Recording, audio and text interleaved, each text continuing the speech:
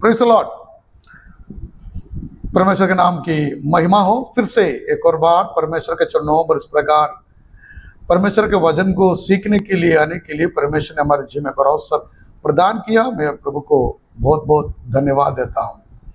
पिछले लगभग 10 क्लास में हम प्रकाश वाक्य की पुस्तक का पहला, दूसरा और तीसरा अध्याय का मनन किया और 7 कलीसियाओं के बारे में हमने अच्छी रीत से हमने सीखा। प्रभु का धन्यवाद हो। प्रभु की उपस्थिति हमारे जीवन में बने रहा। आज हम 14 अध्याय में हम प्रवेश करेंगे। अध्याय 4 में हम प्रवेश करेंगे। अध्याय 4 में प्रवेश करने से पहले मैं आपसे कुछ बातें कहना चाहता हूं। हमने इस क्लास का शुरुआत में मैं इस प्रकार कहा था, प्रकाश वाक्य का पुस्तक में 3 काल की बातों के बारे में हमें बताते हैं। हम प्रकाश वाक्य के पुस्तक पहला अध्याय का 19वां अध्याय जब पढ़ते हैं, इस प्रकार यीशु मसीह यूहन्ना से कहते हैं, इसलिए तू जो बातें देख चुका है और जो है और जो इन बात होने वाली है उन्हें लिख ले। वहां पर 3 बातों के बारे में यीशु मसीह कहते हैं। सबसे पहले बात, जो कुछ तुमने देखा है वो हम पहला अध्याय में हमने देखा। यूहन्ना, प्रेरित यूहन्ना यीशु मसीह को एक ग्लोरिफाइड रूप में, महिमा के रूप में, महिमा के साथ यीशु मसीह को यूहन्ना ने देखा है। दूसरी बात, जो अभी हैं वो हम देखते हैं अध्याय 2 और 3 में 7 कलीसियाओं के बारे में हम देखते हैं। 7 कलीसियाओं की स्थिति के बारे में वो हमें स्पष्ट रूप में यीशु मसीह कहते हैं। और तीसरी भाग है जो कुछ होने वाला है, अर्थात भविष्य की घटनाएं। वो अध्याय 4 से लेकर 22 तक विवरण किया है। अगर उसको हम एक थोड़ा और ध्यान से देखते हैं, अध्याय 4 और 5 स्वर्ग का सिंहासन और कलीसिया यीशु के साथ रहते हुए हम देखते हैं, या स्वर्ग का एक दर्शन को अध्याय 4 और 5 में हम देखते हैं। वहां पे परमेश्वर को लोग परमेश्वर की आराधना करते हुए वहां पे हम देखते हैं। और अध्याय 4 से लेकर 19 तक जब हम देखते हैं, इस दुनिया में होने वाली संकट के बारे में या पीड़ा के बारे में, या हम उसको इंग्लिश में ट्रिबुलेशन कहते हैं, ट्रिबुलेशन के बारे में स्पष्ट रूप में वहां पे लिखा है। अध्याय 4 से लेकर 19 तक। 19 अध्याय में जब हम देखते हैं, वहां पे एक बहुत बड़ा युद्ध को देखते हैं। उसको हम कहते हैं अर्मगदोन युद्ध। उसके बाद यीशु मसीह 1000 साल की राज्य को, 1000 वर्ष की राज्य को या मिलेनियल किंगडम की स्थापना वहां पे हम देखते हैं 19वां अध्याय में। 20वां अध्याय में हम देखते हैं वो सहस्राब्दी राज्य या मिलेनियल राज्य की राज्य किस प्रकार होते हैं उसके बारे में 20वां अध्याय में लिखा है।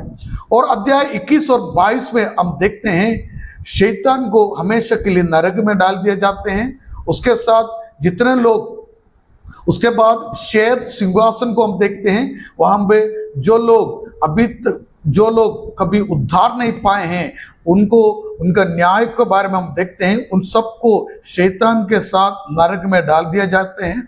और 22वां अध्याय में नया पृथ्वी और नया यरूशलेम के बारे में हम देखते हैं। और उसके बाद हम हमेशा यीशु मसीह के साथ युगान युग रहते हैं। इसके बारे में अध्याय 21 और 22 में लिखा है। वो इस प्रकार 3 भाग में प्रकाश वाक्य का पुस्तक विभाजित किया गया है। आगे 4 अध्याय में जाने से पहले कुछ बातों के बारे में मैं आपको कहना चाहता हूं। कुछ बातें आपके सामने रखना मैं चाहता हूं। 4 अध्याय में कलीसिया का राप्चर को या उठा लिया जाने के बारे में हम वहां पे मनन करते हैं। जब हम कलीसिया के राप्चर के बारे में कहते हैं या कलीसिया के उठा लिए जाने के बारे में कहते हैं, वहां पे 3 प्रकार की अलग अलग थियरी इस दुनिया में आज मौजूद है। राप्चर के बारे में या उठा लिए जाने के विषय में तीन भिन्न मत को हम वहां पे देखते हैं, थियरी को हम वहां पे देखते हैं। उसको मैं आपके सामने रखकर आगे इस बातों को आगे चैप्टर 4 में जाना चाहता हूं। सबसे पहली बात है pre tribulation theory. Pre tribulation का मतलब है पूर्व संकट राप्चर थियरी। पूर्व संकट राप्चर थियरी का मतलब हम विश्वास करते हैं, हम भी ये विश्वास करते हैं इस दुनिया में ट्रिबुलेशन होने से पहले या मसीह विरोधी आने से पहले या संकट पीड़ा का समय प्रारंभ होने से पहले कलीसिया इस दुनिया से, पृथ्वी से उठा लिया जाएगा। मतलब ट्रिबुलेशन के शुरुआत से पहले, संकट के शुरुआत से पहले यीशु मसीह बादलों पर आएगा। एक और बार आप ध्यान से सुनना है, यीशु मसीह के आगमन के बारे में जब हम कहते हैं, यीशु मसीह का दूसरा आगमन को दो भाग है। यीशु मसीह का दूसरा आगमन के बारे में जब हम बाइबल में हम पढ़ते हैं, बाइबल स्पष्ट रूप में हमें यह सिखाते हैं यीशु मसीह का दूसरा आगमन दो भाग में होता है। एक उस पगले वो बादलों पर आएगा। जब बादलों पर आएगा कलीसिया पृथ्वी से स्वर्ग की ओर उठा लिया जाएगा। कलीसिया बादलों पर यीशु मसीह का मुलाकात करेगा। ओके, सबसे पहला भाग है यीशु मसीह बादलों पर आएगा, स्वर्ग से बादलों पर आएगा। कलीसिया पृथ्वी से बादलों पर उठा लिया जाएगा। हम यीशु मसीह के साथ वहां पे 7 साल हम रहेंगे। उस समय में 7 साल के समय में इस पृथ्वी में पीड़ा का समय होगा या ट्रिबुलेशन का समय होगा। इसलिए प्री ट्रिबुलेशन थियरी या पूर्व संकट थियरी विश्वास करने वाले हम लोग विश्वास करते हैं इस दुनिया में ट्रिबुलेशन शुरू होने से पहले या कष्टदा, क्लेश, दूसरा शब्द है या जैकब्स ट्रबल, याकूब की संकट, उस शुरू होने से पहले कलीसिया इस दुनिया से बादलों पर उठा लिया जाएगा। दूसरा थियरी है उत्तर संकट रप्चर थियरी। उत्तर संकट रप्चर थियरी या post tribulation theory. Post tribulation, कुछ लोग इस प्रकार विश्वास करते हैं कलीसिया ये ट्रिबुलेशन को सामना करेगा, ट्रिबुलेशन के 7 साल की पीड़ा से गुजरेगा। कलीसिया पीड़ा से गुजरेगा और पीड़ा खत्म होने के बाद, ट्रिबुलेशन खत्म होने के बाद यीशु मसीह स्वर्ग से आएगा। तब कलीसिया इस पृथ्वी से स्वर्ग की ओर उठा लिया जाएगा। ये कुछ लोग विश्वास करते हैं। मतलब लोग विश्वास करते हैं हम उद्धार पाए हुए लोग, यीशु मसीह के लहू के द्वारा उद्धार पाए हुए लोग फिर से संकट में गुजरेगा या पीड़ा से गुजरेगा या मसीह विरोधी के द्वारा जो पीड़ा होने वाला है उसको कलीसिया सामना करेगा या कलीसिया उससे गुजरेगा। ये विश्वास करते हैं कुछ लोग। मतलब उसका टाइटल इस प्रकार है पोस्ट ट्रिबुलेशन थियरी या उत्तर संकट रप्चर थियरी। मतलब यीशु मसीह का आगमन, कलीसिया का उठा लिया जाना 7 साल की पीड़ा के बाद होगा। तीसरा थियरी है मिड ट्रिबुलेशन रप्चर थियरी, मध्य संकट रप्चर मत या थियरी। उसका मतलब यह है हम जब ट्रिबुलेशन के 7 साल के बारे में बाइबल में पढ़ते हैं, बाइबल इस 7 साल की ट्रिबुलेशन को 2 भाग में विभाजित करते हैं। 3.5 साल एक भाग और दूसरा 3.5 साल दूसरा भाग। 3.5 साल पहले जो ट्रिबुलेशन उतना ज्यादा कष्ट नहीं होगा और आखिरी जो सेकंड पार्ट में बहुत ज्यादा कष्ट से लोग गुजरेगा। वो बहुत ज्यादा कष्ट आने से पहले या ट्रिबुलेशन के बीच में मध्य समय में यीशु मसीह का आगमन होगा। वो कलीसिया इस पृथ्वी से स्वर्ग की ओर उठा लिया जाएगा। ये कुछ लोग विश्वास करते हैं। मतलब यीशु मसीह के दोबारा आगमन के बारे में 3 प्रकार का थियरी है। एक और बात मैं कहना चाहता हूं, यीशु मसीह का दोबारा आगमन के बारे में 3 प्रकार का थियरी है। एक प्री ट्रिबुलेशन या पूर्व संकट रप्चर थियरी, यीशु मसीह ट्रिबुलेशन के पगले इस दुनिया में आएगा। कलीसिया ट्रिबुलेशन के पगले, संकट के पगले बादलों पर उठा लिया जाएगा। दूसरा, यीशु मसीह ट्रिबुलेशन के बाद आएगा। कलीसिया संकट से गुजरेगा या पीड़ा से गुजरेगा, पीड़ा के बाद स्वर्ग की ओर उठा लिया जाएगा। तीसरा, मिड ट्रिबुलेशन रैप्चर थ्योरी, मध्य संकट रैप्चर थ्योरी। वो इस प्रकार कहते हैं, जो ट्रिबुलेशन को दो भाग में विभाजित जाते हैं, वो पहला भाग खत्म होने के बाद दूसरा भाग शुरू होने से पहले कलीसिया इस दुनिया से या पृथ्वी से उठा लिया जाएगा। ये है 3 प्रकार का जो रैप्चर के बारे में, यीशु मसीह का दोबारा आगमन के बारे में जो थ्योरी आज काफी कलीसिया के लोग विश्वास करते हैं। मैं एक और बार आपसे कहना चाहता हूं, जो रैप्चर के बारे में कुछ बातें कहकर मैं आगे बढ़ना चाहता हूं। यीशु मसीह का दोबारा आगमन को 2 चरण है करके मैंने आपको बताया। उसका प्रथम आगमन या प्रथम चरण, उसके बारे में पौलुस इस प्रकार कहते हैं, पहला थिस्सलुनीयन के पत्री 4 अध्याय का 14 से लेकर 18वां आयत तक पौलुस इस प्रकार कहते हैं, मसीह बादलों में आएगा और कलीसिया को अपने साथ ले जाएगा। इस प्रकार हम पढ़ते हैं, क्योंकि यदि हम विश्वास करते हैं कि यीशु मरा और जी उठा, तो वैसे ही परमेश्वर उनको भी जो यीशु में सो गए हैं उसी के साथ ले आएगा। क्योंकि हम प्रभु के वचन के अनुसार तुमसे कहते हैं कि हम जो जीवित और प्रभु के आने तक रहेंगे, सोए हुए लोगों से कई रीति से आगे ना बढ़ेंगे। क्योंकि स्वयं प्रभु एक हुंकार, प्रधान स्वर्गदूत का शब्द और परमेश्वर का तुरही के साथ स्वर्ग से उतरेगा, और पहले तो वे जो मसीह में मरे हैं जी उठेंगे, तब हम जो जीवित और बचे रहेंगे उनके साथ बादलों पर उठा लिया जाएंगे, प्रभु का स्वागत करने को हवा में पहुंचेंगे, और इस रीति से हम सदा प्रभु के साथ रहेंगे। ये पौलुस कहते हैं हम बादलों पर 2 प्रकार के लोगों के बारे में वहां पर लिखा है। आगे बढ़कर उसके बारे में हम वर्णन करेंगे। एक, मसीह में मरे हैं। यीशु मसीह का आगमन के समय में जब बादलों पर आएगा, तुरही फूकी जाएगा, जो प्रधान दूत का शब्द, स्वर्गदूत का शब्द और प्रभु का हुंकार सुनने से जो मसीह में मरे हैं वे जी उठेंगे। मसीह में मरने के लिए मसीह में जीना पड़ता है, और मसीह में जीने के लिए मसीह में नया जन्म लेना पड़ते हैं। मतलब जो लोग उद्धार पाए हैं वे जी उठेंगे, बाकी सब लोग नहीं लिखा है। इस प्रकार पौलुस कहते हैं हम जो जीवित है, हम मतलब कलीसिया के लिए ये पत्र लिखते हैं, कलीसिया को कहते हैं हम जो जीवित है हम रूपांतर होकर बादलों पर उठा लिया जाएंगे। एक और वचन इस प्रकार पढ़ते हैं, पहला कुरिन्थियों का पत्री 15वां अध्याय का 52 पढ़िए। पहला कुरिन्थी 15वां अध्याय का 52।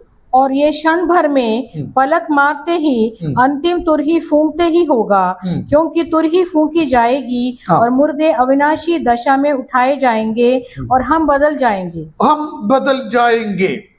ओके, ये पहला चरण के बारे में लिखा है, हम बदल जाएंगे, हम सब बादलों पर उठा लिया जाएंगे। वहां पे भी तुरही का आवाज के बारे में लिखा है, उसके बारे में आगे बढ़कर मैं आपसे कहूंगा या आपको विवरण दूंगा। यहाँ पे मैं ये कहना चाहता हूं, कलीसिया बादलों पर उठा लिया जाएगा। मैंने बोला यीशु मसीह का दोबारा आगमन को 2 चरण है, 2 भाग है। पहला कलीसिया के लिए आएंगे, जो कलीसिया के लिए आएंगे, कलीसिया बादलों पर यीशु मसीह के साथ 7 साल रहेंगे, वहां पे कलीसिया का न्याय होगा। इसलिए बाइबल में हम हमेशा प्रचार में कहते हैं हम सबका कामों के अनुसार हमारा न्याय होगा। हमारे कामों के अनुसार प्रभु हमारे जीवन में न्याय करेगा और प्रभु हमें प्रतिफल भी देगा।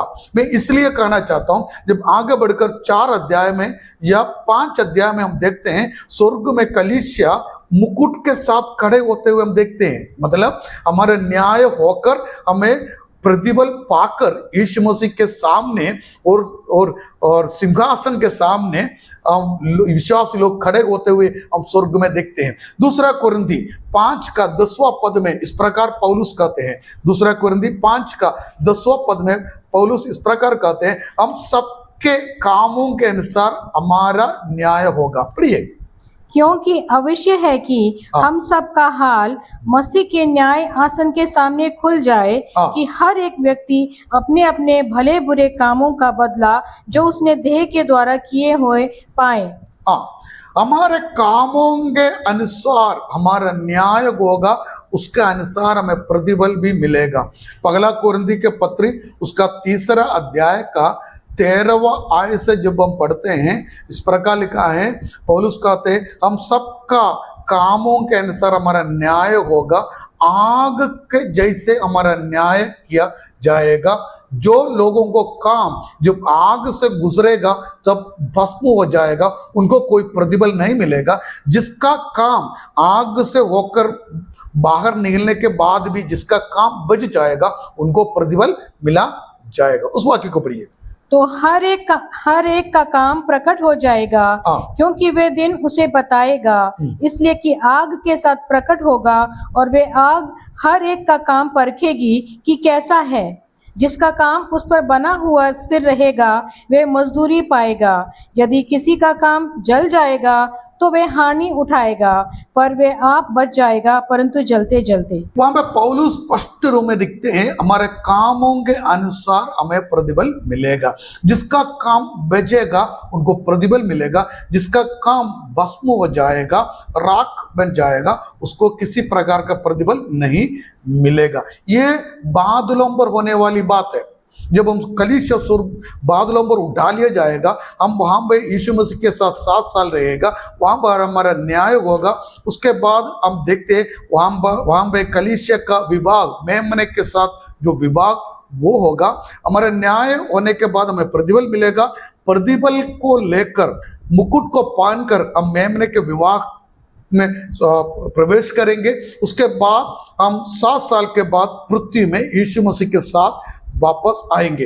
वैसे हम बाइबल में स्पष्ट रूप में हम पढ़ते हैं। अब अध्याय 6 से लेकर 19 तक जब हम पढ़ते हैं, वहां पे मसीह विरोधी के बारे में और हम वहां पे संकट काल के बारे में, 7 साल के संकट काल के बारे में वहां पे हम देखते हैं। जब कलीसिया बादलों पर उठा लिया जाएगा, तब एक व्यक्ति मसीह विरोधी, उसको हम इंग्लिश में एंटी क्राइस्ट कहते हैं, वो प्रकट होगा। हमें मालूम नहीं है कौन है, कोई भी एक इंसान होगा।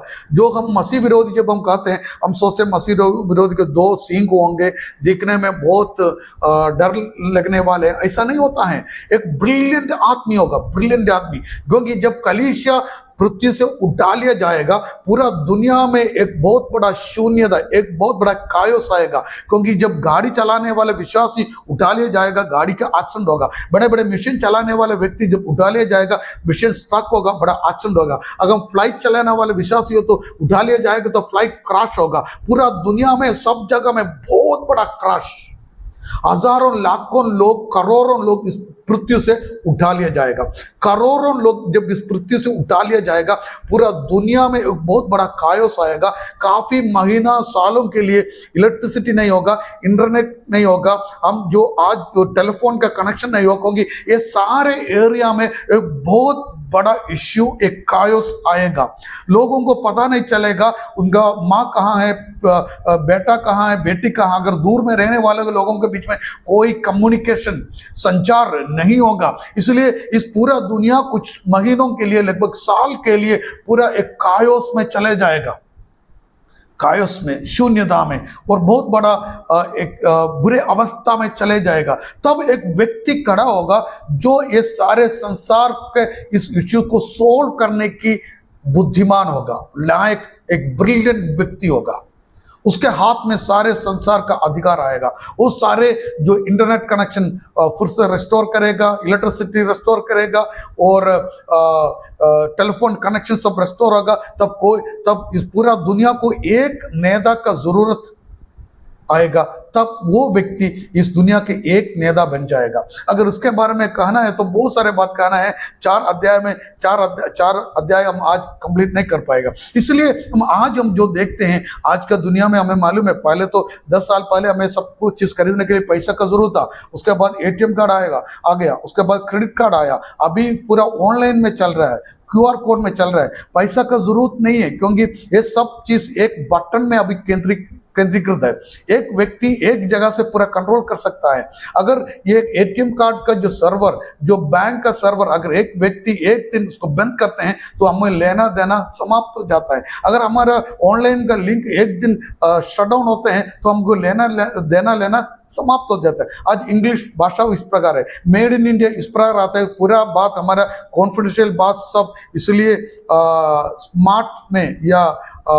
स्मार्ट में बन रहा है, क्योंकि कोई कहीं से भी बैठकर एक व्यक्ति पूरा कंट्रोल कर सकता है। ये पूरा भाषा का, पूरा धर्म का और पैसा का सब एक ही होगा। अभी पहले हमको कई जगह जाने के लिए वहां का पैसा हमारे हाथ में होना जरूरी था। आज ऑनलाइन में सब कुछ हो सकता है, क्रेडिट कार्ड में हो सकता है, ऑनलाइन में पेमेंट कर सकता है।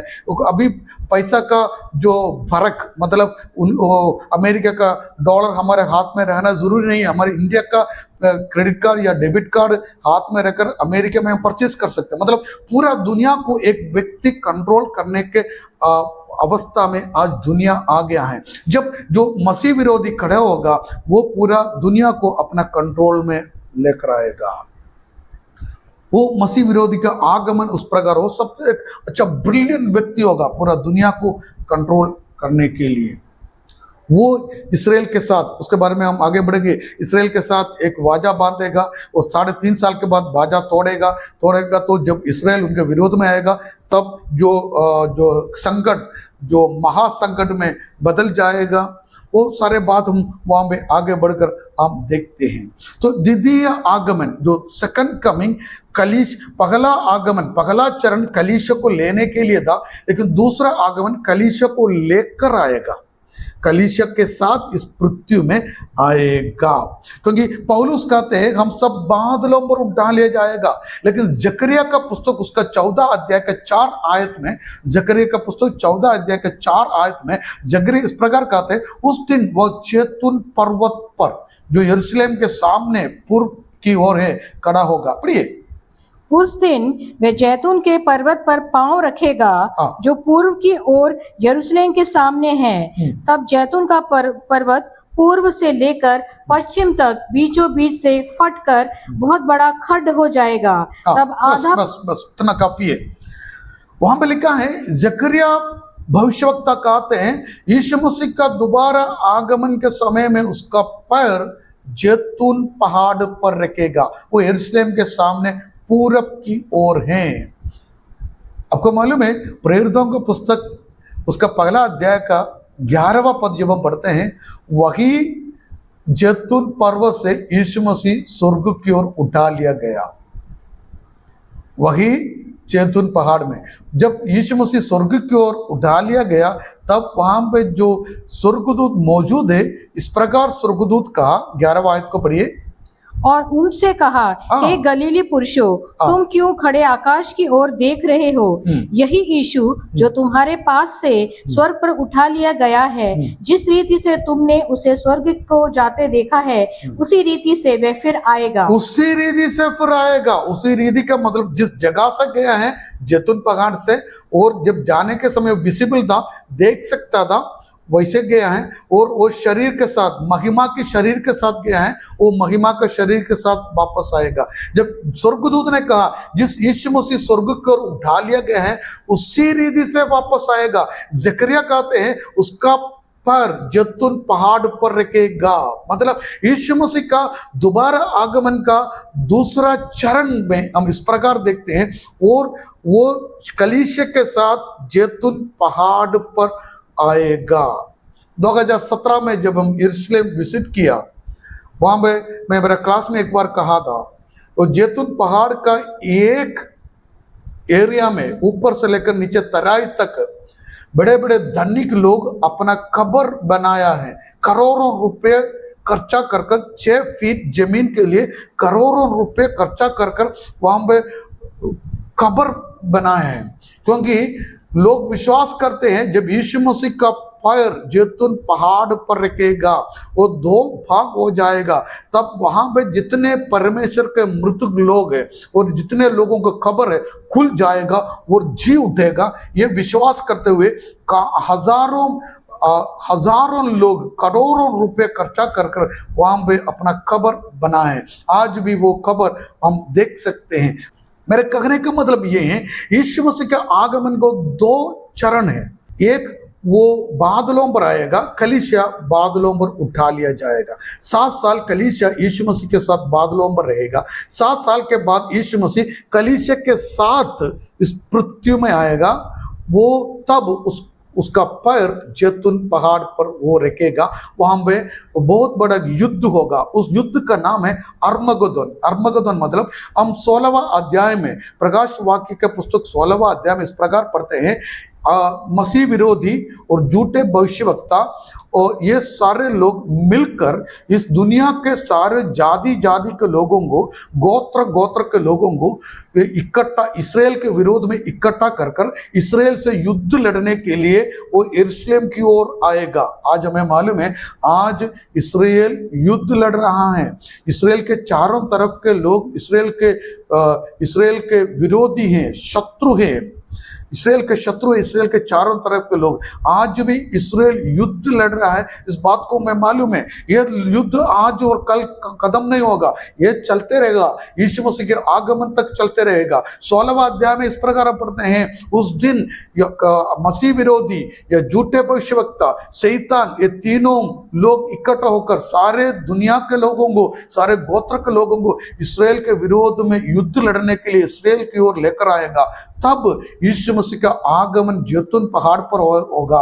वो इस्राएल के लिए युद्ध करेगा, वहां पे इस्राएल को बचाएगा। इस बात को हम वहां पे देखते हैं। उसके बाद 19वां अध्याय में हजारों वर्ष की शुरुआत को, स्थापना को हम देखते हैं। 20वां अध्याय में हजारों वर्ष के बारे में विवरण किया है। 21वां और 22वां अध्याय में शैतान को नरक में डाल दिए जाते हुए और अविश्वासियों को, पापियों को नरक में डालते हुए हम देखते हैं। और नया स्वर्ग के बारे में, नया यरूशलेम के बारे में हम देखते हैं। यह है भविष्य काल की एक छोटा सा पिक्चर। अब जाएंगे 4 अध्याय का पहला आयत को हम पढ़ेंगे। इन बातों के बाद, बस इन बातों के बाद ग्रीक भाषा में जो शब्द वहां में इस्तेमाल किया है वो ये है मेटाटोटो। मेटाटोटो के बाद कुछ घटना होने के बाद। मेटाटोटो ग्रीक शब्द का मतलब ये है कुछ घटना होने के बाद। लेकिन जब हम दूसरे अध्याय और तीसरे अध्याय में जब हम देखते हैं, कोई घटने के बारे में वहां पे नहीं लिखा है, कोई घटने के बारे में नहीं लिखा है। लेकिन फिर यहाँ पे जो शब्द यूहन्ना इस्तेमाल करता है मेटाटोटो, इन बातों के बाद, इन घटनाओं के बाद, वो क्या है? वहां पे कुछ भी नहीं लिखा है। सो लोग ये विश्वास करते हैं। उसके बाद जब हम आगे हम देखते हैं, कलीसिया को यीशु मसीह के साथ स्वर्ग में हम देखते हैं। कलीसिया को यीशु मसीह के साथ स्वर्ग में हम देखते हैं। इसलिए स्कॉलर्स ये कहते हैं, इन घटनाओं के बाद या इन बातों के बाद जो शब्द वहां पे इसलिए इस्तेमाल किया है, इस कलीसिया का स्वर्ग की ओर उठा लिया जाने के बाद जो होने वाले बात है। क्योंकि कलीसिया के बारे में 2 और 3 अध्याय में लिखा है, कलीसिया के पूरा इतिहास के बारे में लिखा है। और इन घटनाओं के बाद या कलीसिया के समय के बाद, कलीसिया के काल पीरियड खत्म होने के बाद या कलीसिया स्वर्ग की ओर उठा लिया जाने के बाद, क्योंकि आगे हम कलीसिया को स्वर्ग में देखते हैं, जो वहां पे रैप्चर के बाद कलीसिया स्वर्ग की ओर उठा लिया जाने के बाद यहाँ पे इस प्रकार लिखा है। आगे पढ़िए। जो मैंने दृष्टि की तो क्या देखता हूँ कि स्वर्ग में एक द्वार खुला हुआ है। स्वर्ग में एक द्वार खुला हुआ है। उसके पहले एक और बात मैं कहना चाहता हूँ। काफी लोग इस प्रकार कहते हैं, रैप्चर जो इंग्लिश शब्द बाइबल में नहीं है, या रैप्चर शब्द बाइबल में नहीं लिखा है, इसलिए रैप्चर नहीं होगा, ये भी कुछ लोग सिखाते हैं। लेकिन हमें मालूम है, मैं आपको बता दूंगा, उसको एक भाग को मैं पढ़ाने के लिए बोलूंगा। हम देखते हैं या पहला थिस्सलुनीय के पत्री में 4 अध्याय का 16वां 17वां आयत। क्योंकि प्रभु आप ही स्वर्ग से उतरेगा, उस समय ललकार और प्रधान दूत का शब्द सुनाई देगा और परमेश्वर की तुरही फूकी जाएगी और जो मसीह में मरे हैं वे पहले जी उठेंगे। हाँ तब हम जो जीवित और बचे रहेंगे हाँ। उनके साथ बादलों पर उठा लिए जाएंगे। उठा लिया जाएंगे, बादलों पर उठा लिया जाएंगे। जो शब्द यूनानी भाषा में हर्पागिसो है, हर्पागिसो यूनानी भाषा में उठा लिए जाएंगे, वो हर्पागिसो है। हर्पागिसो का लैटिन शब्द है राप्टूस। हर्पोगिसा या उठा लिया जाने का लैटिन शब्द है राप्टूस। राप्टूस लैटिन शब्द से राप्चर इंग्लिश शब्द आया है। जो राप्चर इंग्लिश शब्द है, जो लैटिन राप्टूस शब्द से आया है। उसका मतलब है उठा लिया जाना। तो जब हम थिस्सलुनीके के पत्र में हम देखते हैं, वहां पर स्पष्ट रूप में लिखा है उठा लिया जाएगा। पहला कोरिन्थी के बाद पुस्तक में भी 15 अध्याय का 52 में हम पढ़ते हैं उठा लिया जाएगा, मतलब कलीसिया जरूर उठा लिया जाएगा। स्पष्ट रूप में बाइबल में लिखा है। शायद इंग्लिश बाइबल में राप्चर शब्द नहीं लिखे, फिर भी राप्चर जो डॉक्ट्रिन है, जो शिक्षा है, स्पष्ट रूप में बाइबल में लिखा है। इस बात को हम समझना है। हम आगे बढ़ेंगे। वहां पे इस प्रकार लिखा है, इन बातों के बाद, मैंने आपको बोला मेटाटोटो मतलब कुछ घटना हुआ है, उसके बाद में एक आवाज सुना, इधर आ, इधर आ। मतलब ये शब्द इधर आ शायद कलीसिया 2000 साल से इंतजार करने वाला एक शब्द है, ऊपर यीशु मसीह के मुंह से सुनने के लिए, इधर आओ। ओके, हम आगे बढ़ेंगे। पढ़िए उस पहला आयत को। इन बातों के बाद हाँ। जो मैंने दृष्टि की तो क्या देखता हूँ कि स्वर्ग में एक द्वार खुला हुआ है। स्वर्ग में एक द्वार खुला है। स्वर्ग में एक द्वार खुला है। स्वर्ग में द्वार खुला है कर काफी बार हम बाइबल में पढ़ते हैं। एक बार जब यीशु मसीह स्वर्ग की ओर उठा लिया गया, तब स्वर्ग का द्वार खुला था। अभी यीशु मसीह कलीसिया के स्वर्ग की ओर उठा लिया जाने के समय में फिर से स्वर्ग का द्वार खुल गया है। समझ में आया कि नहीं? प्रेरितों का पुस्तक पहला के 11वां अध्याय में यीशु मसीह जब स्वर्ग की ओर उठा लिया गया, स्वर्ग का द्वार खुला था। अभी कलीसिया जब स्वर्ग की ओर उठा लिए जाते हैं, स्वर्ग का द्वार खुला हुआ हम देखते हैं। काफी बार बाइबल में हम देखते हैं स्वर्ग का द्वार खुला हुआ कर। एसेकिएल का पुस्तक पगला अध्याय का पगला पद में हम देखते हैं, वहां इस प्रकार लिखा है, स्वर्ग खुल गया। मैं पढ़ाने के लिए नहीं चाहता हूं क्योंकि हमारे पास आज समय नहीं है। आकाश खुल गया या स्वर्ग खुल गया, मैंने परमेश्वर की दर्शनीय बातें देखी कर एसेकिएल वहां पे कहते हैं। मत्ती रचित सुसमाचार 3 अध्याय का 16वां 17वां आयत में यीशु मसीह की बपतिस्मा के समय में स्वर्ग खुला हुआ स्वर्ग को वहां पे हम देखते हैं। मत्ती रचित सुसमाचार 16वां 17वां आयत में यीशु मसीह के बपतिस्मा के समय में खुला हुआ स्वर्ग को हम वहां पे देखते हैं। और दूसरा एक भाग हम देखते हैं प्रेरितों का पुस्तक 7 का 56 में। वो बहुत महत्वपूर्ण बात है। वहां पे खुला हुआ स्वर्ग को तब हम देखते हैं जब स्टीफानुस मरने पर था, उसको स्वीकार करने के लिए स्वर्ग खुला हुआ वहां पे हम देखते हैं। परमेश्वर के लोगों को लिए खुलने वाला एक स्वर्ग हमारे लिए है। परमेश्वर के भक्तों को लिए खुलने वाला एक स्वर्ग।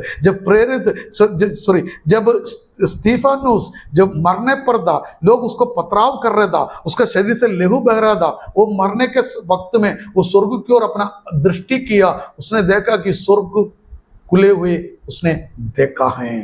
और आगे हम देखते हैं प्रेरितों का काम 10वां अध्याय के 11वां पद में हम स्वर्ग खुला वहां पे हम देखते हैं। और प्रकाश वाक्य 19वां अध्याय, प्रकाश वाक्य 19वां अध्याय 11वां पद में फिर से हम देखते हैं यीशु मसीह जो संकट काल के बाद जब पृथ्वी को आने वाला है, उस समय में भी स्वर्ग खुला हुआ यूहन्ना देखा है। ओके, आगे हम पढ़ेंगे, आगे हम जाएंगे, एक एक शब्द को मनन करके हम आगे बढ़ेंगे। हाँ, पढ़िए। और जिसको मैंने पहले तुरही के से शब्द से, हाँ, पहले तुरही का शब्द, तुरही का ध्वनि, नरसिंगा की ध्वनि या तुरही का आवाज।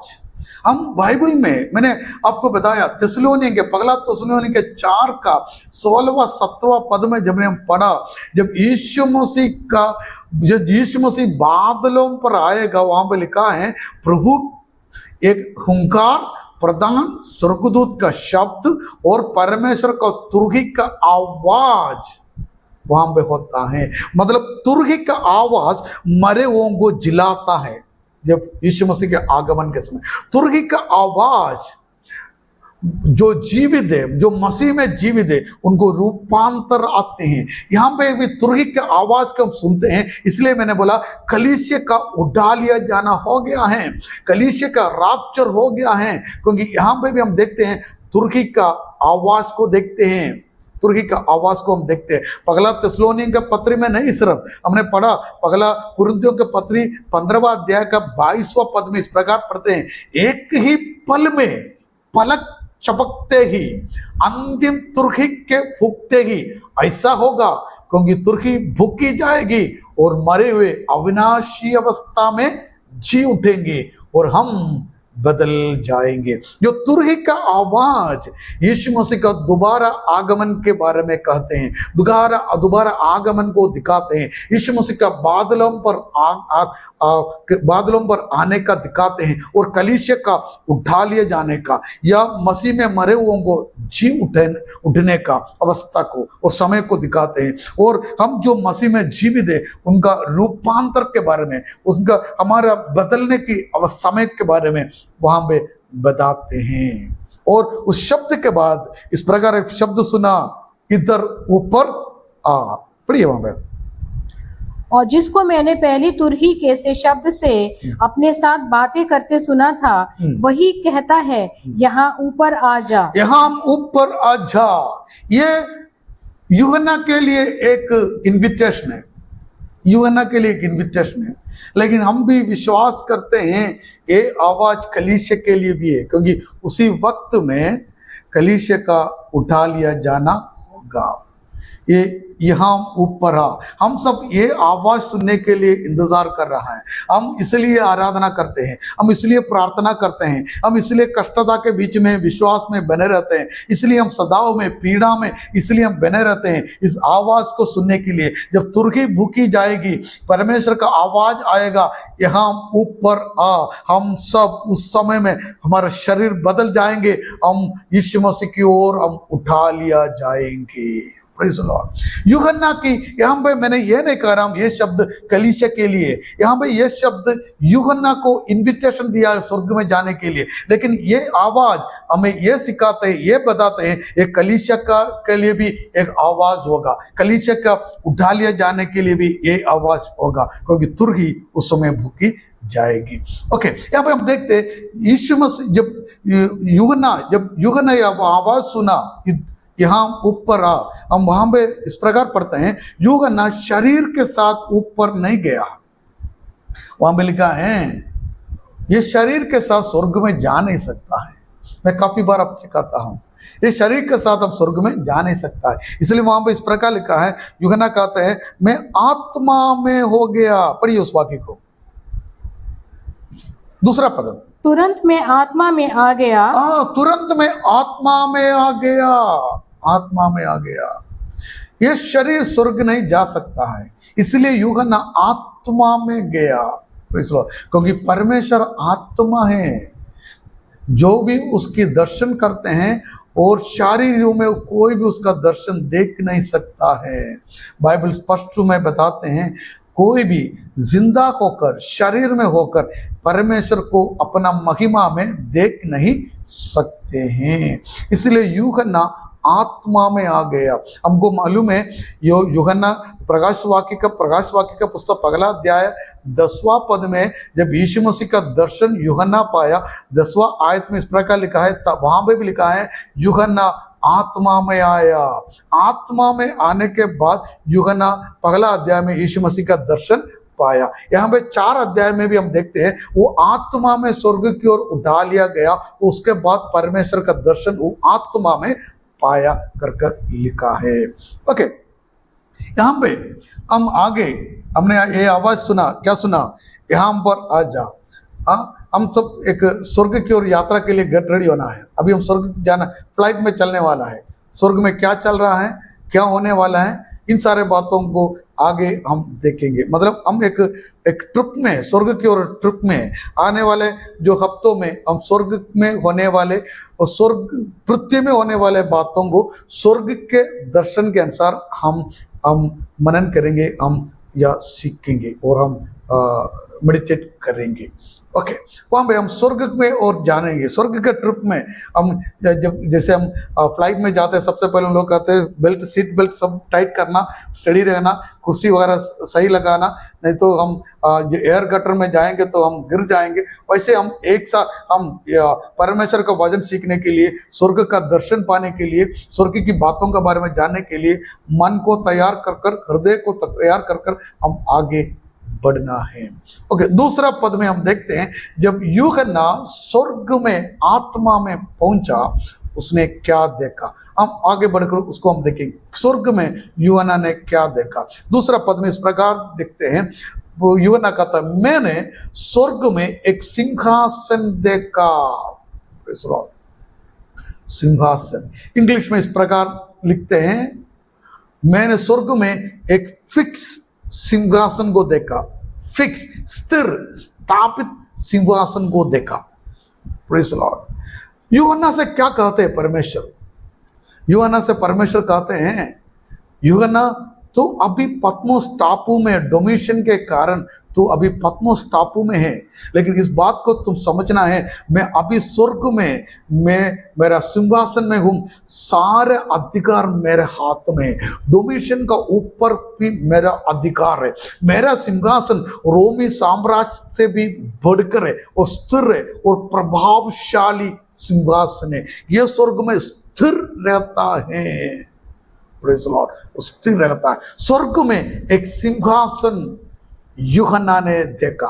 वो सिंहासन खाली नहीं था, सिंहासन पर कोई बैठा था। पढ़िए उस वाक्य को। दूसरा, तुरंत मैं आत्मा में आ गया और क्या देखता हूँ कि एक सिंहासन स्वर्ग में रखा है और उस सिंहासन पर कोई बैठा है। हाँ, सिंहासन पर कोई बैठा है। आगे बढ़िए। जो उस पर बैठा है वह यशब और माणिक्य सा दिखाई पड़ता है और उस सिंहासन के चारों ओर मरकत सा एक मेघधनुष दिखाई देता है। वहां पे सिंहासन पर कोई बैठा है। जब आगे बढ़कर हम देखते हैं वहां पे परमेश्वर स्वर्ग में उपस्थित है, सिंहासन पर उपस्थित है। वो उनका सिंहासन हमेशा के लिए स्वर्ग में स्थित है। हम देखते हैं बाइबल में, हम देखते हैं उस सिंहासन से सिर्फ परमेश्वर एक ही बार खड़ा हुआ। कहाँ पे आपको मालूम है? यीशु मसीह उस सिंहासन से या परमेश्वर सिंहासन से एक ही बार खड़ा हुआ कर हम देखते हैं। कहाँ पे हम देखते हैं मालूम है? प्रेरितों का पुस्तक हमने पढ़ा 7वां अध्याय का 54, 55, 57 में इस प्रकार हम देखते हैं, जब लोग, शत्रु लोग, यहूदी लोग स्तेफानुस को पथराव कर रहा था, वो मरने पर था, उसका आखिरी श्वास के समय में, स्तेफानुस का आखिरी श्वास का समय में वो स्वर्ग की ओर दृष्टि किया। वहां पर इस प्रकार लिखा है, यीशु मसीह सिंहासन के दाहिने वक्त में खड़े होते हुए दिखते। उसको पढ़िए, प्रेरितों का पुस्तक उसका 7वां अध्याय का 54, 55, 57। ये बातें सुनकर वे जल गए और उस पर दांत पीसने लगे, परंतु उसने पवित्र आत्मा से परिपूर्ण होकर स्वर्ग की ओर देखा और परमेश्वर की महिमा को और यीशु को परमेश्वर के दाहिने ओर खड़ा हुआ देखा। Praise the Lord. एक ही बार वो अपने भक्त को स्वीकार करने के लिए यीशु मसीह ने सिंहासन से उठकर खड़ा हो गया करके हम पढ़ते हैं। Praise the Lord. भजन संहिता 108 का 19 में इस प्रकार हम पढ़ते हैं, यहोवा ने स्वर्ग में अपना सिंहासन स्थापित किया है और उसका राज्य सब पर प्रभुत्व करता है। यशायाह का पुस्तक 66 का 1 में भी इस प्रकार लिखा है, यहोवा यूं कहता है, स्वर्ग मेरा सिंहासन है और पृथ्वी मेरे पाँव रखने की चौकी, और तुम मेरे लिए कैसा घर बनाओगे, और मेरी विश्राम की कौन सी जगह होगी। Praise the Lord। मतलब बाइबल स्पष्ट में कहते हैं परमेश्वर स्वर्ग में सिंहासन में उपस्थित हैं। ये सिंहासन स्थायी है और रोमी साम्राज्य से भी अधिक सामर्थ्य है, हम देखते हैं।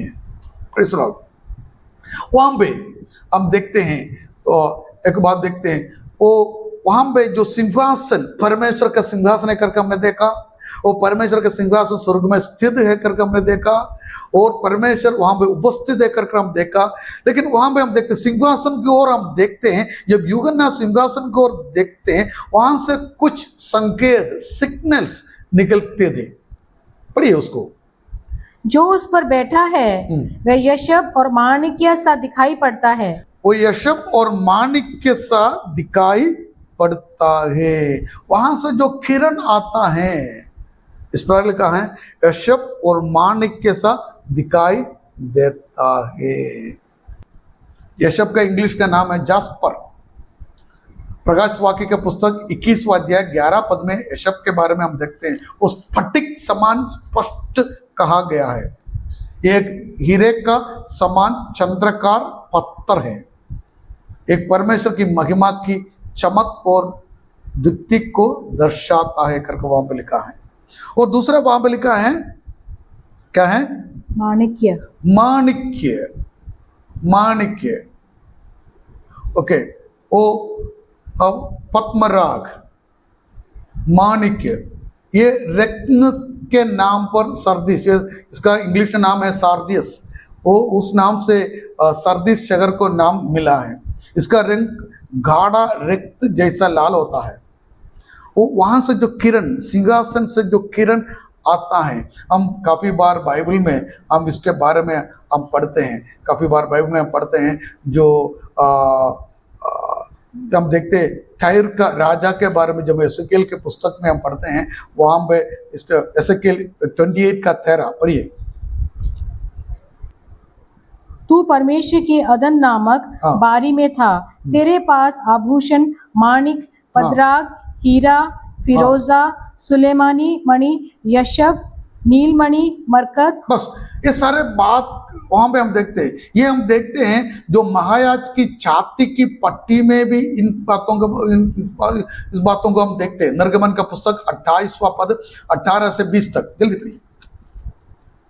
दूसरी पंक्ति में मरकत, नीलमणि और हीरा, तीसरी पंक्ति में लक्षम, सूर्यकांत और नीलम, और चौथी पंक्ति में फिरोजा, सुलेमानी मणि और यशब हो। ये सब सोने के खानों में जड़े जाएं। ओके, वहां पे एक और बात हम देखते हैं रेनबो के बारे में, धनुष, इंद्रधनुष के बारे में, उसको भी पढ़िए 3रा अध्याय में, और 3रा आयत को पढ़िए जल्दी। जो उस पर बैठा है वह यशब और माणिक्य से दिखाई पड़ता है, और इस सिंहासन के चारों ओर मरकत सा एक मेघ धनुष दिखाई देता है। एक मेघ धनुष के बारे में वहां पे हम देखते हैं। मेघ धनुष हम सबसे पहले कहां पे देखा बाइबल में? उत्पत्ति के पुस्तक 9वां अध्याय का 13वां आयत से लेकर 17वां आयत तक जब हम पढ़ते हैं, वहां पे सबसे पहले मेघ धनुष के बारे में हम देखते हैं। वहां पे मेघ धनुष परमेश्वर की वाजा बांधने के लिए दिखाया था। हमें मालूम है नूह के बाद जब जलप्रलय हुआ, जलप्रलय के बाद परमेश्वर ने अपने लोगों के साथ एक वाजा बांधा। वाजा बांध कर कहा, मैं कभी आगे कभी भी पानी से, जल से लोगों को न्याय नहीं करेगा।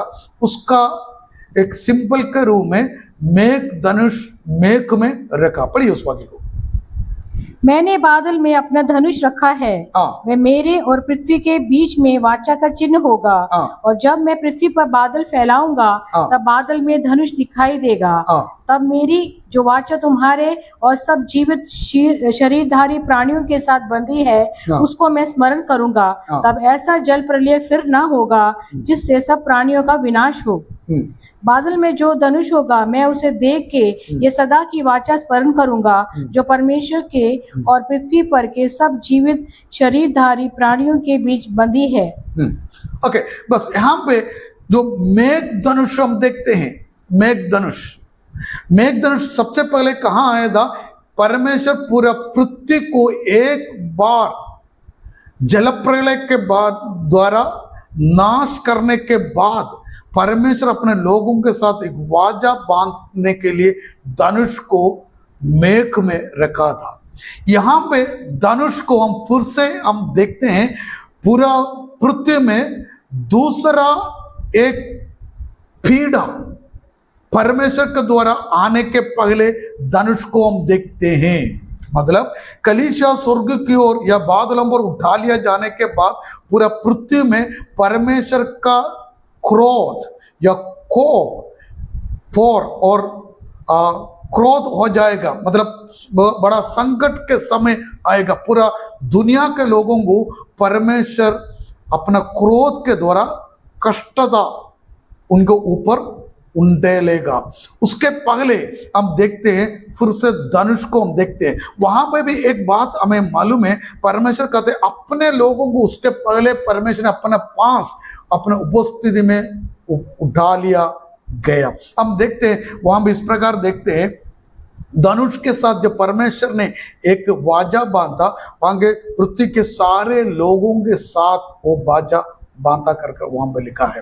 ओके, हम आगे बढ़ेंगे। मतलब इसका मतलब यही है, हम परमेश्वर के वचन के अनुसार जीने वाला व्यक्ति है तो परमेश्वर हमारे साथ जो वाजा बांधते हैं वो हमेशा याद रहेगा। वो परमेश्वर का जब विनाश इस पृथ्वी में आएगा, परमेश्वर हमें बचाएगा और हम कभी भी परमेश्वर के विनाश के कारण विनाश को अनुभव नहीं करेंगे। आगे बढ़ेंगे। उस सिंहासन के चारों ओर हाँ। 24 सिंहासन है हाँ। और इन सिंहासनों पर 24 प्राचीन श्वेत वस्त्र पहने हुए बैठे हैं हाँ। और उनके सिरों पर सोने के मुकुट हैं। बस यहाँ पे हम देखते हैं 24 प्राचीनों के बारे में हम देखते हैं। काफी लोग इसके बारे में काफी डिस्कशन किया है, ये 24 प्राचीन लोग कौन होगा। कुछ लोग कहते हैं ये पुराना नियम का 12 गोत्र के 12 प्रतिनिधि और 12 प्रेरित लोग मिलाकर 24 लोग हैं। कुछ लोग कहते हैं ये स्वर्गदूत है करके कुछ लोग कहते हैं, लेकिन कलीसिया या वचन के आधार पर हम ये समझते हैं ये कलीसिया का रिप्रेजेंटेटिव है, कलीसिया की प्रतिनिधि हैं। हम इसको क्यों स्वर्गदूत नहीं है, इस बातों के बारे में हम मनन करेंगे। बाइबल में कहीं भी नहीं लिखा है स्वर्गदूत सिंहासन पर बैठे हुए, कहीं नहीं हम देखते हैं।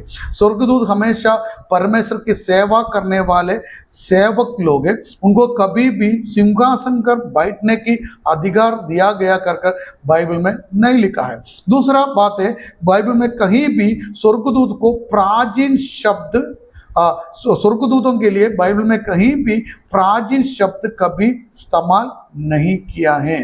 और दूसरी बात, कभी कहीं भी जो स्वर्गदूत शासन करते हुए हम बाइबल में नहीं देखते हैं। और आगे बढ़ के हम देखते हैं कभी भी बाइबल में जो स्वर्गदूतों को श्वेत वस्त्र पहनाया और प्रॉमिस किया कर हम नहीं पढ़ते हैं। और आगे हम देखते हैं कहीं भी स्वर्गदूतों को मुकुट पहनाया कर और मुकुट दिया कर हम बाइबल में नहीं पढ़ते हैं। इन सारे बातों को जब हम देखते हैं और आगे जब हम पढ़ते हैं वहां पे हम देखते हैं स्वर्गदूत दूसरे एक जगह में इकट्ठा होते हुए हम वहां पे देखते हैं। इसलिए हम समझते हैं ये कभी भी ये स्वर्गदूत नहीं है। लेकिन जब हम देखते हैं, एक और वर्ष वाक्य को पढ़ेंगे 4 को। उस सिंहासन के चारों ओर 24 सिंहासन हैं और इन सिंहासनों पर 24 प्राचीन श्वेत वस्त्र पहने हुए बैठे हैं। हम देखते हैं श्वेत वस्त्र हमेशा कलीसिया को परमेश्वर ने वायदा किया है। हम जब प्रकाश वाक्य 3 अध्याय 18वां पद पढ़ते हैं वहां पे लाओदिक्य कलीसिया से कहते हैं तू श्वेत वस्त्र मुझसे ले लो। और श्वेत वस्त्र कलीसिया को पहनाएगा कर काफी जगह में हम बाइबल में हम पढ़ते हैं। और प्रकाश वाक्य के पुस्तक 19वां अध्याय 18वां पद में भी हम देखते हैं मसीह के विवाह के भोज में कलीसिया मलमल के वस्त्रों में सचे और श्वेत वस्त्र को पहनते हुए हम वहां पे हम देखते हैं। और दूसरी बात हम यहाँ पे देखते हैं कलीसिया के जो यहाँ पे जो प्राचीन लोग हैं, यहाँ पे हम देखते हैं जो प्राचीन लोगों के सिर पर मुकुट है, मुकुट कलीसिया को परमेश्वर ने वायदा किया था, मुकुट परमेश्वर कलीसियों को वायदा किया था। उसके बारे में मैं पगला अध्याय में प्रकाशित वाक्य दूसरे अध्याय में जब हम मनन कर रहे थे वहां पे हमने देखा यहाँ पे जो प्राचीन लोगों के सिर पर मुकुट है, मुकुट इसलिए है उनका न्याय हो गया, न्याय के बाद उनका कामों के अनुसार उनको प्रतिफल मिला, वो प्रतिफल उनका सिर पर मुकुट के रूप में रखा है। इस मुकुट के बारे में हम बाइबल में हम पढ़ते हैं, याकूब का पत्री उसका पगला अध्याय का 12वां पद में जीवन का मुकुट जो परीक्षाओं में स्थिर रहते हैं उनको दिया जाएगा कर वहां पर पढ़ते हैं। और पगला कुरिन्थी 9वां अध्याय का 25वां पद में अविनाशी मुकुट के बारे में पढ़ते हैं जो शरीर पर संयम और आत्म नियंत्रण रखते हैं उनके लिए मिलेगा, उनको दिया जाएगा कर पगला कुरिन्थी 9वां अध्याय का 25वां पद में लिखा है।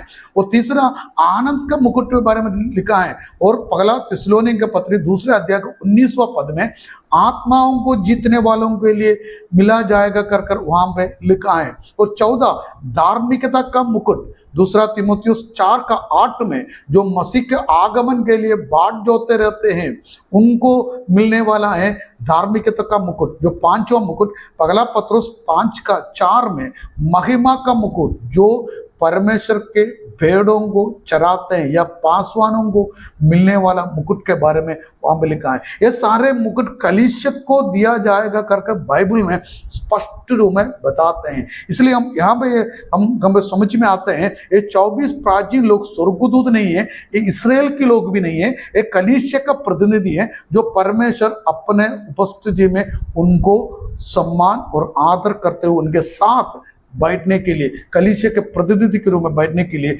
परमेश्वर ने उनको वो स्वर्ग सिंहासन पर बिठाया है।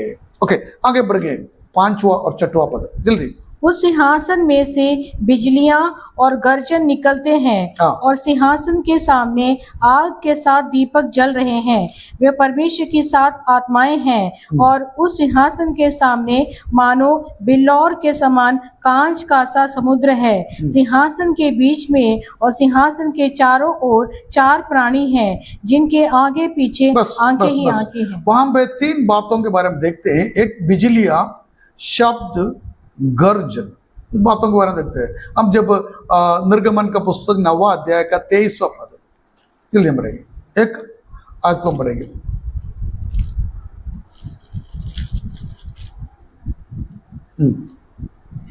तब मूसा ने हाँ। अपनी लाठी को आकाश की ओर उठाया और यहोवा की सामर्थ से मेघ गरजने और ओले बरसने लगे और आग पृथ्वी तक आती रही। इस प्रकार यहोवा ने मिस्र देश पर ओले बरसाए। ओके, प्रकाश वाक्य 8वां अध्याय 5वां पद में पढ़ना की जरूरत, आप उसको पढ़ेंगे 8वां अध्याय का 5वां पद। उसके बाद 11वां अध्याय का 19वां पद, 16वां अध्याय का 18वां पद में हम देखते हैं तब स्वर्गदूत ने धूपदान को ले जाकर वेदी की आग उसमें भर ली और पृथ्वी पर फेंकती और गर्जने, शब्द, बिजलियां और भूकंप हुए हैं। ये सारे बात आने वाले जो संकट के बारे में वहां पे स्पष्ट करते हैं, वहां पे स्पष्ट करते हैं, जो होने वाले बातों के बारे में वहां पे स्पष्ट करते हैं। ओके, हम आगे बढ़ेंगे और आगे पढ़िए उसको 7वां आयत को पढ़िए। पहला प्राणी सिंह के समान है और दूसरा प्राणी बछड़े के समान है। हाँ। तीसरे प्राणी का मुंह मनुष्य का सा है और चौथा प्राणी उड़ते हुए उकाब के समान है। ओके, वहां पर 4 प्राणियों के बारे में हम देखते हैं। ये 4 प्राणी के बारे में एजेकियल के पुस्तक 1 अध्याय के 4 पद में भी हम देखते हैं। वहां पे उनको केरूब हम समझते हैं, स्वर्गदूत। एजेकियल 1 का 4 वहां पे भी 4 प्राणी को हम देखते हैं। जब मैं देखने लगा तो क्या देखता हूँ कि उत्तर दिशा से बड़ी घटा और लहराती हुई आग सहित बड़ी आंधी आ रही है और घटा के चारों ओर प्रकाश और आग के बीचों बीच से झलकाया हुआ पीतल सा कुछ दिखाई देता है और उसके बीच से 4 जीवधारियों के समान कुछ निकले। उनका रूप मनुष्य के समान था, परंतु उनमें से हर एक के 4-4 मुख और 4-4 पंख थे। हाँ। उनके पांव सीधे थे और उनके पांवों के तलुए बछड़े के खुरों के से थे और वे झलकाए हुए पीतल के समान चमकते थे। उनके चारों ओर पंखों के नीचे मनुष्य के से हाथ थे। उन चारों के मुख और पंख इस प्रकार के थे, उनके पंख एक दूसरे से परस्पर मिले हुए थे। ओके, हम जब आगे पढ़ते हैं ये स्वर्गदूत है करके कहते हैं, खरूब कर कहते हैं। यशायाह का पुस्तक 6:3 में वहां पे हम देखते हैं सराफीम के बारे में, जो परमेश्वर की उपासना करते हुए, जो परमेश्वर पवित्र पवित्र पवित्र है करके कहते हुए परमेश्वर की आराधना करते हुए हम देखते हैं।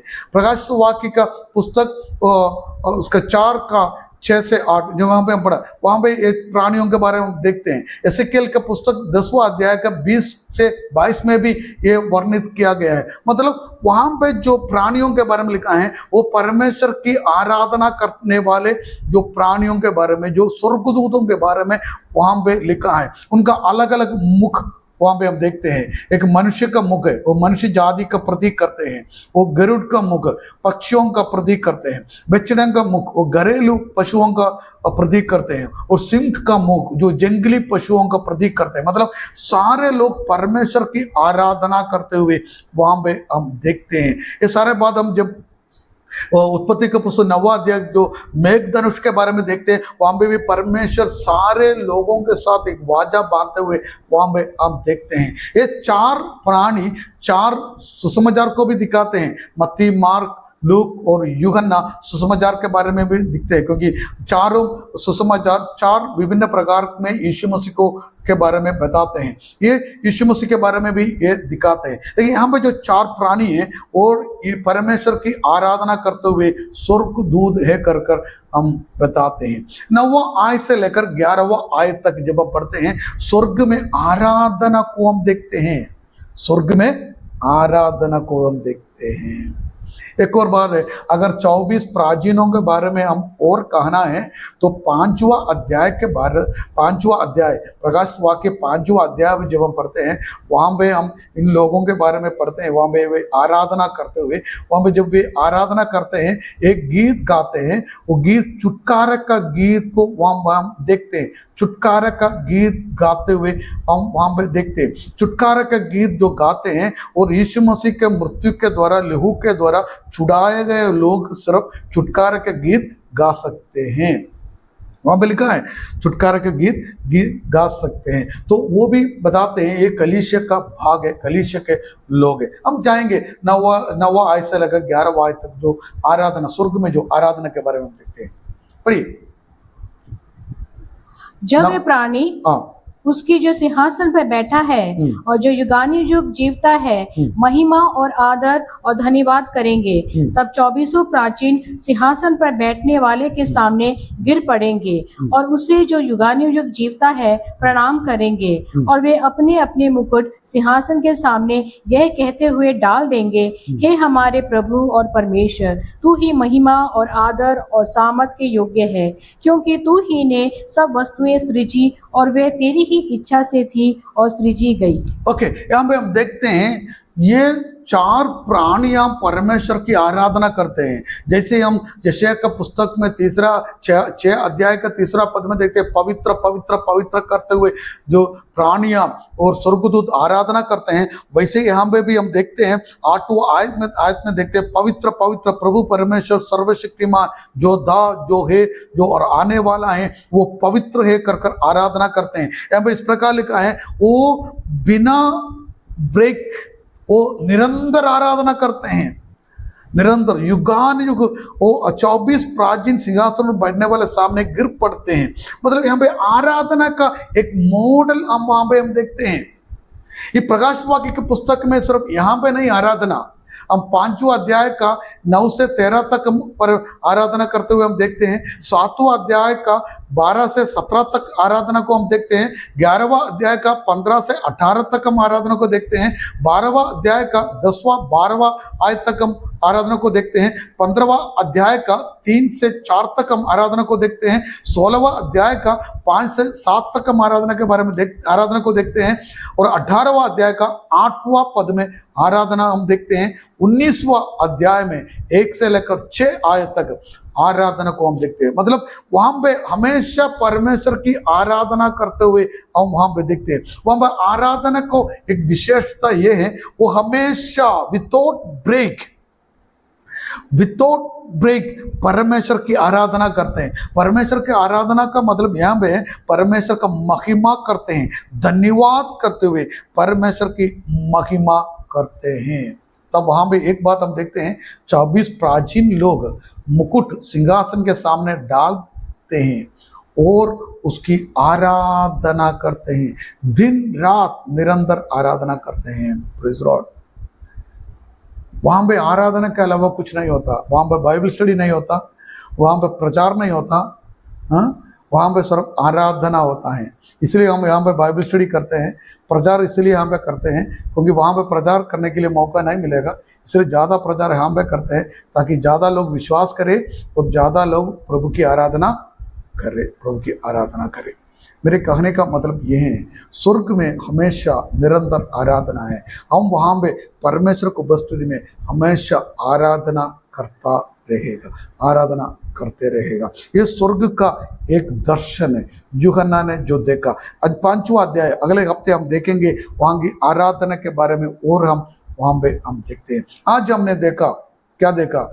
स्वर्ग की कलीसिया की उठा लिया जाना, राप्चर के बारे में देखा। कलीसिया स्वर्ग को उठा लिया जाएगा, महिमा के साथ परमेश्वर को बस्ती में कलीसिया रहेगा। वहाँ पे परमेश्वर को हम आमने सामने हम देखेंगे, उसको हम हमारे अंगों से हम देखेंगे, उसकी आराधना करेंगे। इसको हमने वहाँ पे देखा। और परमेश्वर ये भी हमने देखा, स्वर्ग की ओर कलीसिया उठा लिया जाने के बाद इस पृथ्वी में 7 साल का संकट काल रहेगा और मसीह विरोधी खड़ा होगा। इस दुनिया के सारे दुनिया को वो राज्य करेगा कुछ सालों के लिए, इसराइल के विरोध में वो लड़ाई करेगा। अंत में यीशु मसीह 7 साल के बाद पृथ्वी पर पैर रखेगा। उसके बारे में आने वाले दिनों में हम बहुत स्पष्ट रूप में विवरण करते हुए हम देखेंगे। आइए हम इस वचन के लिए हम प्रभु को धन्यवाद करें। आज की क्लास के लिए हम प्रभु को धन्यवाद करेंगे। अगले हफ्ते भी ज़रूर हमारा क्लास होगा, समय पर आप ज्वाइन करने की कोशिश कीजिए। 5वां अध्याय 4 और 5 स्वर्ग का दर्शन के बारे में, आराधना के बारे में हम देखते हैं। 6वां अध्याय से लेकर हम संकट काल के बारे में हम देखेंगे। प्रभु इन वचनों के द्वारा आप सबको आशीष हो, अनेक प्रदान करे।